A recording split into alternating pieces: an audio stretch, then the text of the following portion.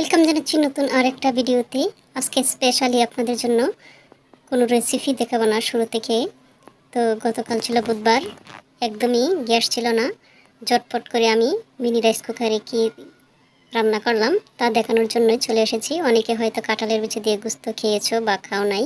যারা খাও নাই আজকে আমার রেসিপিটা ফলো করবা। অবশ্যই কাঁঠালের বিচি দিয়ে গোস্ত রেসিপি করে দেখবা। এটা অনেকটা টেস্টি হয়ে থাকে, অনেক মজাদার হয়ে থাকে। আমি এখানে হাফ কেজির মতো গরুর গোস্ত কষিয়ে নিয়েছি। এখানে অনেকটা ঝোল একসাথে দিয়েছি, কেননা রাইস কুকারে তো পানি গরম করে রাখা যায় না। এ কারণে আমি একই সাথে অনেকটা ঝোল দিয়ে দিয়েছিলাম। নর্মালি আমরা গোস্ত যেভাবে কষাই, আমি সেভাবে গোস্তটাকে কষিয়ে নিয়েছি সকল মশলা উপকরণ দিয়ে। এবার যখন হাফ সিদ্ধ হয়ে আসছে তখনই আমি ধুয়ে রাখা কাঁঠাল বিচিগুলো দিয়ে দিচ্ছি। সামনে কাঁঠাল বিচি দ্রুত কীভাবে পরিষ্কার করা যায় তার একটা ভিডিও নিয়ে আসবো। চলছে কাঁঠালের সিজন, আর কাঁঠাল বিচির সকল কিছুতেই রান্না করা যায়। ডেকে দিলাম, কিছুক্ষণের জন্য ফিরে আসছি।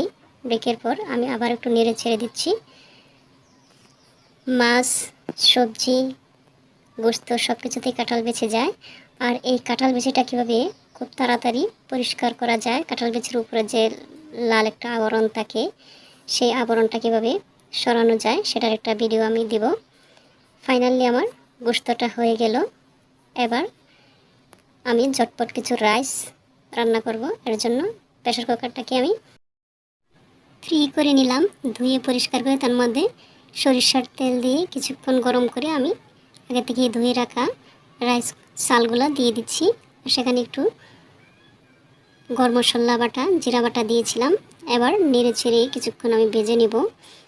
যদিও রাইস কুকারে গ্যাসের মতো বা আগুনের মতো এতটা পারফেক্টলি করা যায় না, তারপরেও আমি চেষ্টা করছি করার। আমি কিছু সময় চালটাকে ভেজে নিচ্ছি। আর এটা ভেজে নিলে হয় কি যে রাইসগুলা আঠালো আঠালো হবে না এবং একটার সাথে একটা লাগবে না, আলাদা আলাদা থাকবে, সুন্দর ঝরঝরে হবে। কিছুক্ষণ ভেজে নিয়ে আমি তার মধ্যে দিয়ে দিচ্ছি 2 কাপ পানি। আমি যে কাপটা দিয়ে চাল মেপে দিয়েছিলাম 1 কাপ, ডাবল দিয়ে দিচ্ছি পানি, অর্থাৎ 2 কাপ পানি দিয়ে দিয়েছি। এবার ডেকে দিচ্ছি।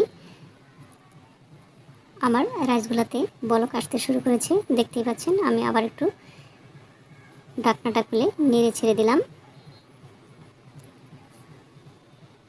আবার কিছু সময়ের জন্য ডেকে দিয়েছি।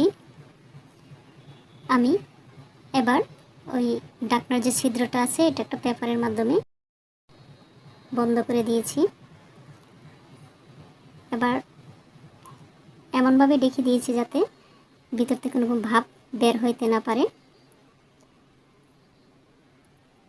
অনেক সময়ের জন্য আমি ডেকে দিয়ে ফিরে আসলাম। দেখতে পাচ্ছেন আমার রাইসগুলো আমি একটু দেখে নিচ্ছি, সুন্দরভাবে সিদ্ধ হয়ে গিয়েছে। ফাইনালি হয়ে গেল আমার রাইসগুলো। আর রাইসগুলো দেখতেই পাচ্ছেন কতটা ঝরঝরে এবং সুন্দর হয়েছে। আর যখন গ্যাস না থাকে তখন এভাবেই আমি দ্রুত মিনি রাইস কুকারে রান্না করে থাকি। আর এই মিনি রাইস কুকারটা আমার জন্য অনেক হেল্পফুল হয়েছে। যারা সিঙ্গেল এবং 2-3 জন ফ্যামিলির, তাদের জন্য এই মিনি রাইস কুকারটা হেল্পফুল হবে। ফাইনালি আমি চলে এলাম খাবার পরিবেশন করার জন্য। আমার আগের রাখা একটু কাবাব ছিল, তা দিয়ে পরিবেশন শুরু করেছি। আজ তাহলে পর্যন্তই। আল্লাহ হাফেজ, দেখা হবে নতুন কোনো ভিডিওতে।